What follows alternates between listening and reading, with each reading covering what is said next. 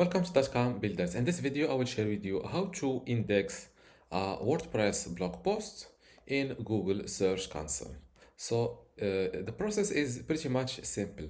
Just visit the WordPress blog post that you want to index, then copy the blog post URL like that. Go back to Google Search Console.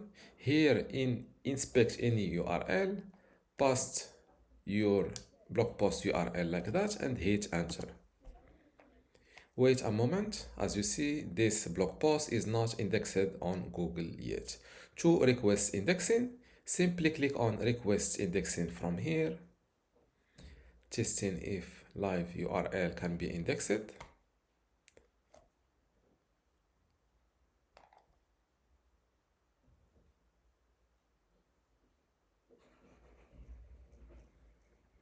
As you see, indexing requested successfully. URL was added to a priority crawl queue.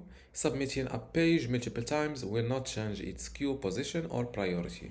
So a single request is enough. After that, click on dismiss.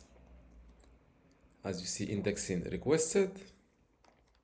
Here now, to verify if a page is indexed on Google or not yet, simply copy the same URL, then write site, go to Google and search for site two dots, then your blog post URL. Hit enter and you will see here. If you see a result like this means that your blog post is not indexed yet. If you see a page, for example, let's search for something.